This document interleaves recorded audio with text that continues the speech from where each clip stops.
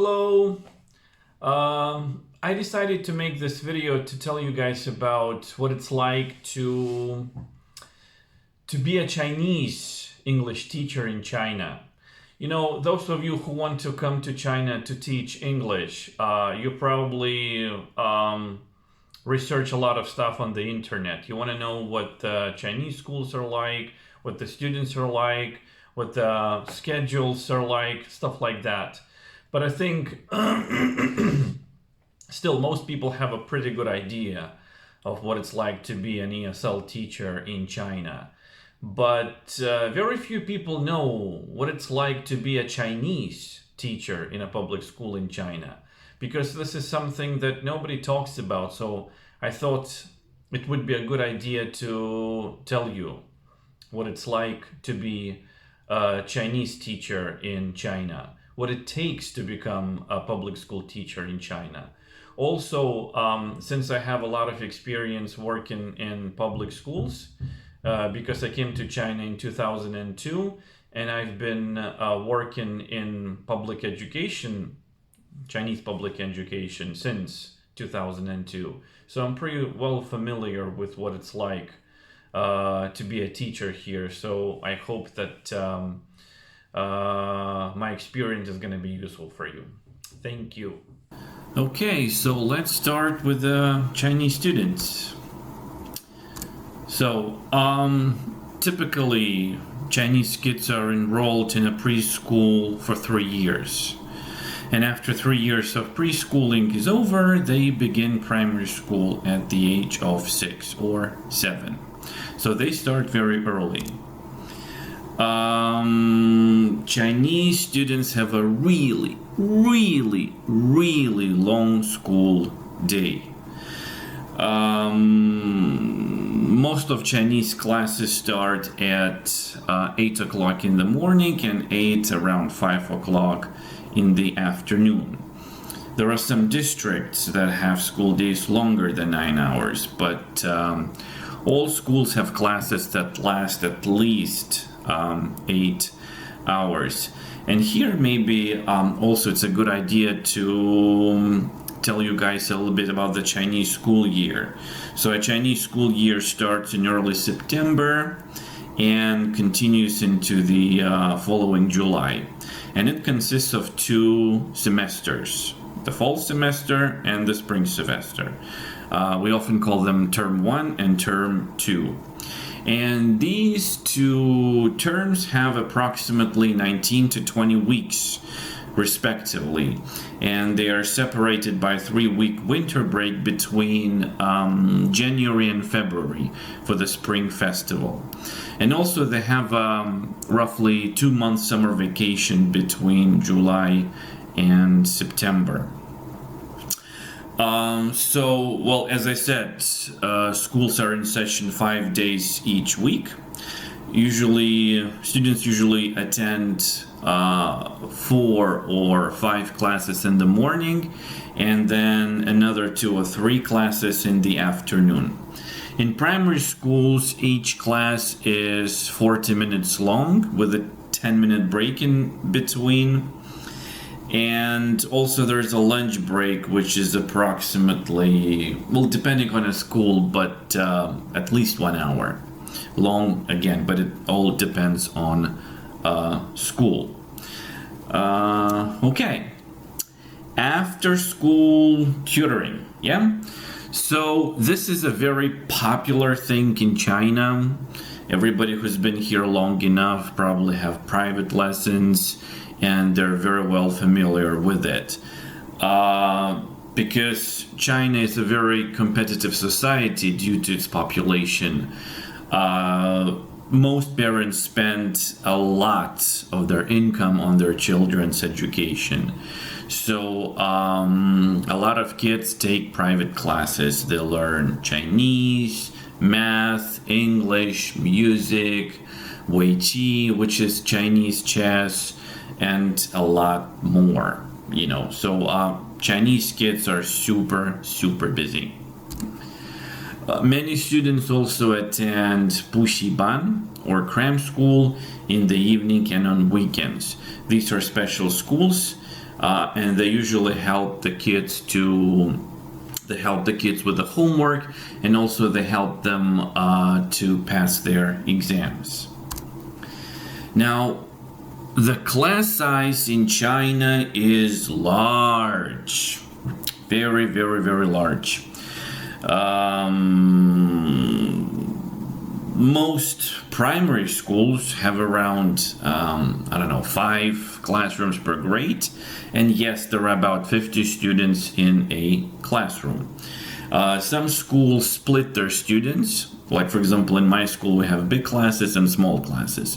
A big class has around 50 kids, and the small class has around 25 kids. So obviously, when you have fewer kids in class, it's much easier to control it and teach it. Yeah. Also, I want to say that the seats in the classroom are usually arranged in rows and lines, and the students stay in the same classrooms for different subjects. Excuse me. And each subject is taught by a teacher who only specializes in that subject. So which means they always remain in their own classroom, for regular classroom, maybe except for music, sports, art lessons, and for labs. And also, if they have a calligraphy class, they go to special classroom as well. So teachers move from one classroom to another to teach their specialties. Okay. And yes, the education system in China is exam oriented, because China is a country which historically values pen and paper examinations, and also again, due to its large population, it's I think the only way to test their students. I'll talk a little bit more about the education system. I just want to say that the core subjects here are math, Chinese, and English. Yes, and to study the whole education system is designed in such a way that they need to pass their exams. Two most important exams in their lives, which is Zhongkao and Gaokao. Okay, and now let's talk about stages of schooling, so you guys understand what system we have here in China. So, first of all, I want to say that schools in China are mostly government funded, except for a very small percentage of private schools. And all citizens must attend school for at least 9 years, known as the 9-year compulsory education. The 9-year compulsory education is free. It's funded by the government. So this compulsory education includes 6 years of primary school, starting at age 6 or 7, and then 3 years of middle school for ages 12 to 15. After they complete the middle school, they need to take the first super important exam, which is called the Zhongkao, or the senior high school entrance examination. So this exam is a must for entrance into high school. And basically, I would say it's a summative assessment of the 9-year compulsory education in China. So it is important because the results of this exam decide if students go to senior high school, ordinary senior high school, or vocational school. It pretty much decides, the results pretty much decide what level they're gonna go to. They can go to a really good school, or they can go to a very ordinary school.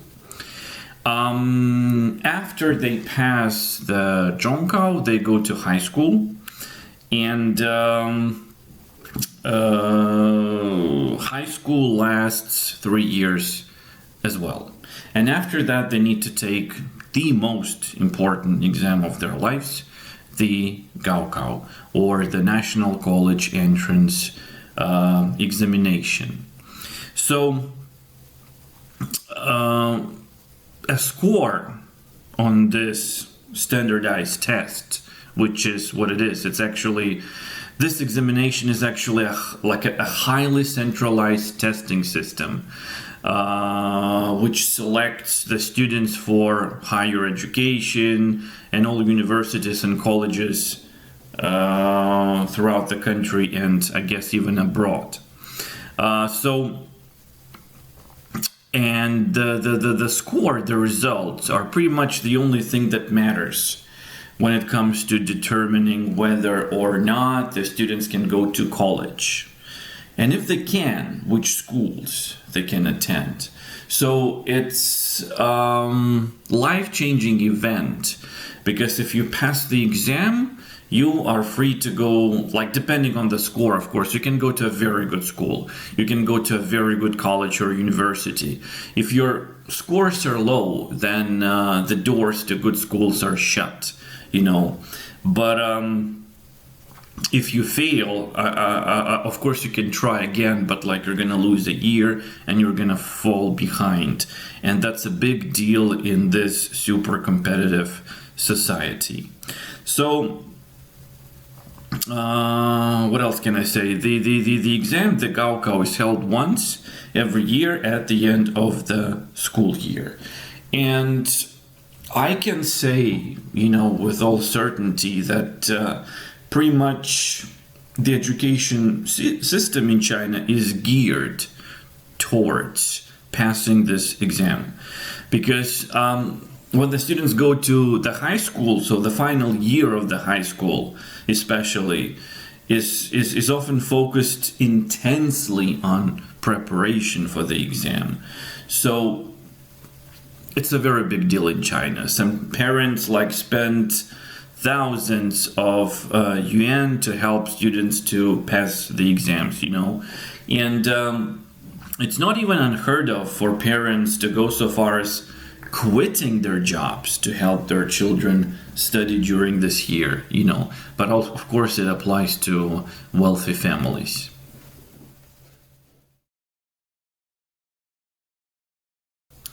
Well, in this part, I want to talk about how to become a public school teacher in China. And, a lot of people come to China to teach ESL. A lot of foreigners, but they don't really realize how difficult it is for the Chinese teachers to become a teacher. Because let's admit it, we are in a very privileged position here. I mean, to be able to teach English in China, you need to come from an English-speaking country. You need to have a university degree, and not necessarily a degree in education, just a university degree. Then you need to have 2 years of teaching experience, and also you need to be TESOL, TEFL, or CELTA certified to apply to be an English teacher. That's it. You don't have to study education for years, you don't have to spend years and years doing research and all that. Pretty much you need to come from the right country and get TESOL or TEFL or CELTA and have a bachelor's degree in any area. That's it. So I would say we are in a very, very privileged position. And I feel it's my responsibility to tell people what it's like to become Chinese, what's like to become a teacher, a public school teacher in China for a Chinese person. Because you gotta put everything into perspective. And when I hear when foreigners complain about stuff, it's just, to me, it's incomprehensible. Because again, you can achieve a lot of here if you pretty much have a head on your shoulders, and if you work hard. And also if you show some respect to those people who work really, really, really hard. So let me start. First of all, I want to say it from the start that it's not easy to be a teacher in Nanjing. And I'll be talking about how to become a public school teacher in Nanjing, because this is where I live. So, what do we do? What do Chinese teachers do to become a public school teacher? Well, first of all, you have to graduate from the university with a bachelor's degree. And after you graduate, you need to obtain a teaching certificate. If your major was education, then you are certified as a teacher when you graduate. Otherwise, you need to pass an additional educational theory test, which includes psychology and pedagogy. And also, in addition, you need to have 2 A-level certificates. Once you have all these certificates, you are considered qualified to apply for a teaching position. Okay, so how do I apply for a teaching position in Chinese public schools? Well, there are a few steps to do that. Well, there are a few steps that you have to pass. So, step number 1. You need to take a test. Yeah, so this test includes psychology, pedagogy, current affairs, and a subject specialism test. For example, Chinese, math, English, or art. Yeah, so depending on the subject you want to teach. So if your scores are good enough, you may proceed to step 2. Now, step 2, you need to take an interview. These interviews are different depending on the district you are in. And in Nanjing, there are 4 districts: Xuanwu, Gulou, Jinhuai, and Jianye. So it depends which district you are going for this interview, so that the requirements depend on a district. But I'll tell you what it's like in Jinhuai district, because that's what I know about. So the English subject interview in Jinhuai district includes a self-introduction, a demonstration, and a 3-minute English speaking test, which involves answering a few questions, reading a paragraph in English, and translating it into Chinese.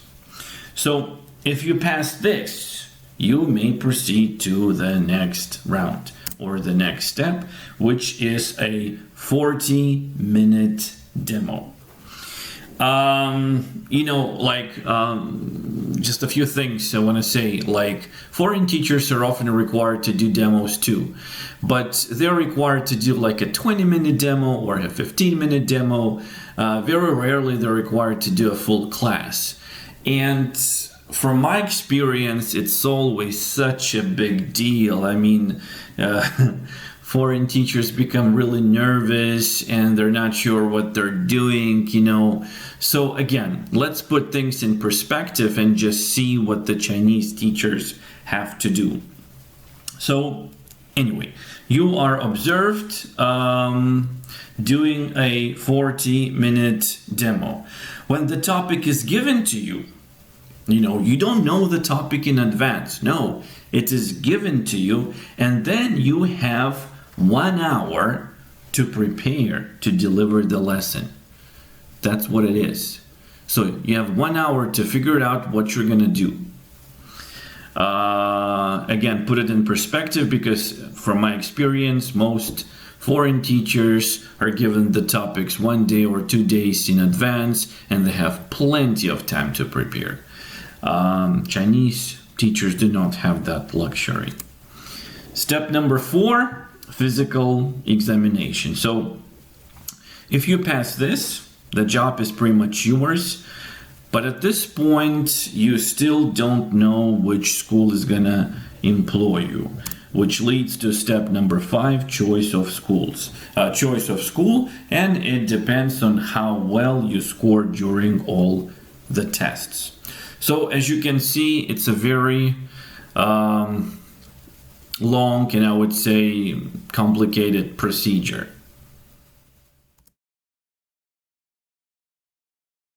In this part, let's talk what Chinese teachers do. So, 20 years ago, teachers in China were regarded as candles. Candles light others and burn themselves. Not much has changed since then. A lot of Chinese teachers are very, very dedicated, very, very busy, and very, very hardworking.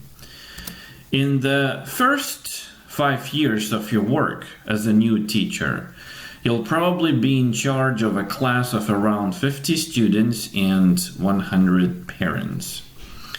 From the time you first enter the school to the time your students leave, you are responsible for every single child in your class.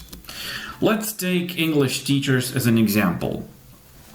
I got this information from one of the Chinese teachers from the school I used to teach in before, Youfuxijie Xiaoxue, whom I'm really good friends with.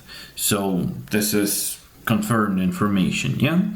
All right, so to take English teachers as an example, for grades 3 and 4, they teach 4 classes. There are about 50 students in each class.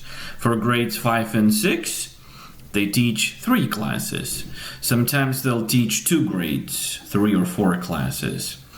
And generally speaking, each teacher will teach around 12 lessons per week. Now, lesson plans are a nightmare, I guess, for most of the teachers all around the world. But let's talk a little bit about the lesson planning, about lesson plans in Chinese public schools. So again, if you're an English teacher, so let's say there are 10 units in our English textbooks for which the teachers have to write 5 lesson plans each. In total, they have to write about 60 plans per term. Each lesson plan must contain language objectives, the lesson content, identified potential difficulties and solutions, teaching materials, the teaching methodology, homework planning, board work design, and their own reflections. For the first 5 years, oh yeah, I have to say that because it's quite amusing, you know. So for the first 5 years, new teachers handwrite all their lesson plans. Experienced teachers are permitted to use computers and type up their lesson plans, but then they need to handwrite the revised parts, detailed process and reflections. But the inexperienced teachers do everything by hand. And at the end of each month, the school leaders review their lesson plans. So one of the reasons why they have to do it by hand is not to forget how to write Chinese characters. That's what I think. Because, you know, now everything is so digitalized.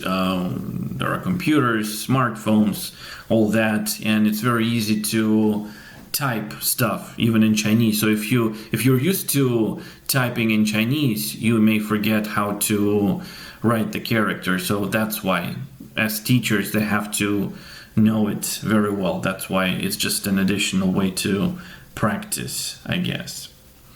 All right, so now homework is another nightmare for the Chinese teachers. For homework marking, they have 2 notebooks. One is for written exercises and the other one is for dictation. They also have 2 other exercise books and a test book for each unit, and a test that they need to take for each unit. That means 5 kinds of homework. which is multiplied by 150 or 200 students. As you can imagine, it's a huge amount of work, After marking, they need to return the students' homeworks back to them and also give them feedback. Then the students correct their mistakes and the teachers have to mark them all again. And by the end of each month, the school leaders also check those homework exercise books. So these are the very basic tasks and duties for Chinese English teachers. But they have to do much, much more. And here, so here's an example of what it looks like. I took this picture at the school I used to work in, and this is what it looks like. That's exactly what it looks like. So as you can see, there's a lot of homework that they have to mark on daily basis. Sometimes teachers stay up late until like 10 or 11 on weekends just to be able to mark all that homework.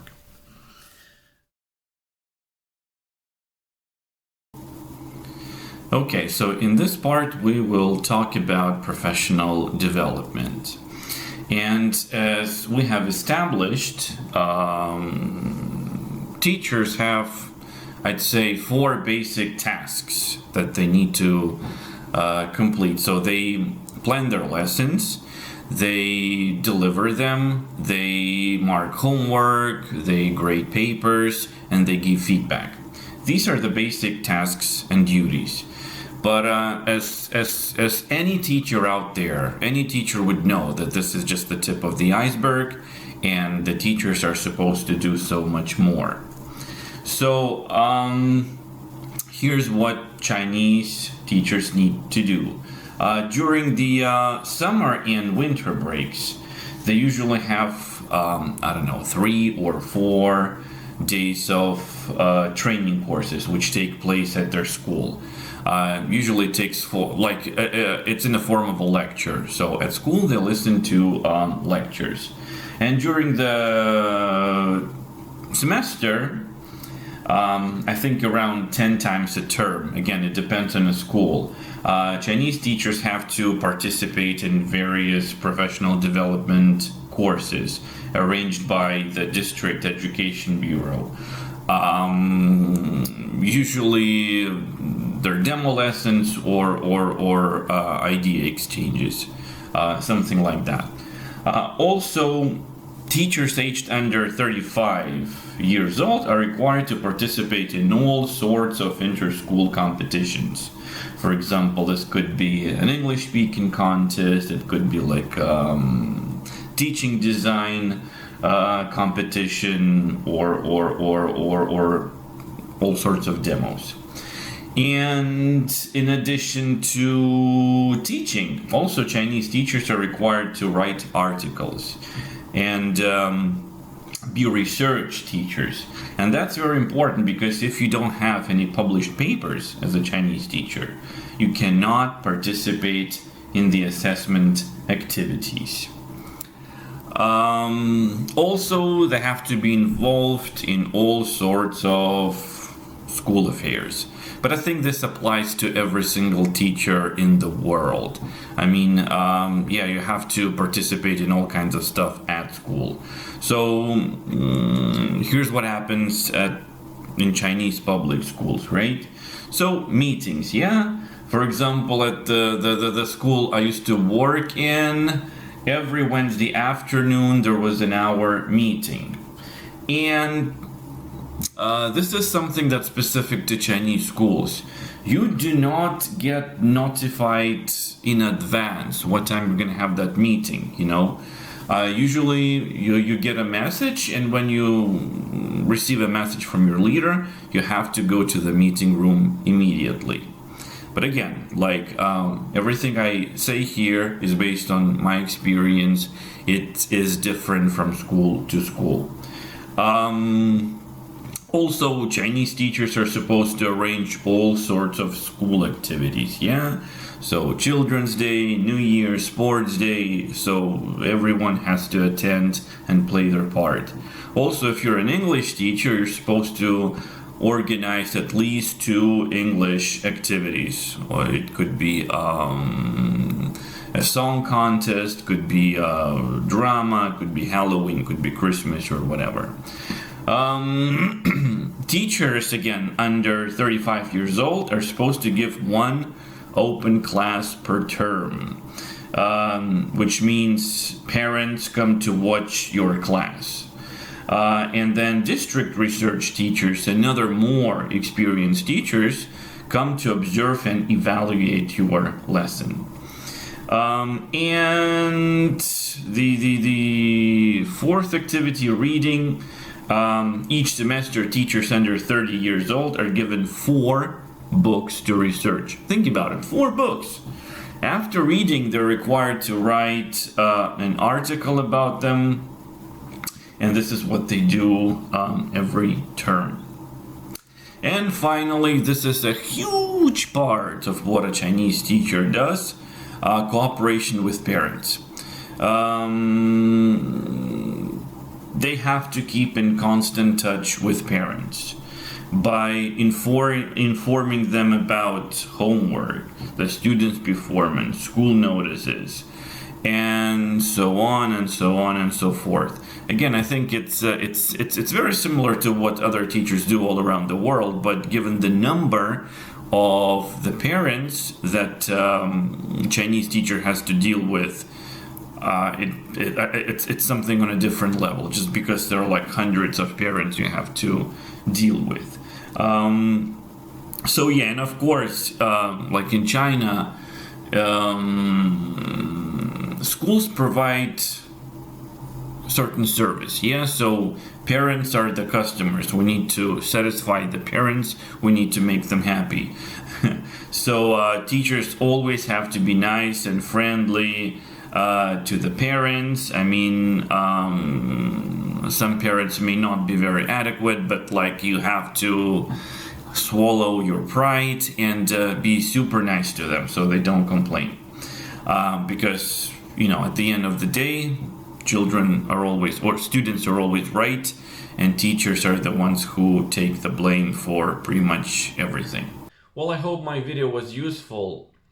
And I just want to say this. It doesn't really matter where you live or work. People are always going to respect those who work really hard. Those who have the right attitude to life and work, those who have strong work ethics, and those who are not afraid to admit if they're wrong, or those who are willing to learn from their mistakes, you know. So I guess just be yourself, use common sense, and you're gonna have a great life. It doesn't matter where you live. Thank you. See you next time.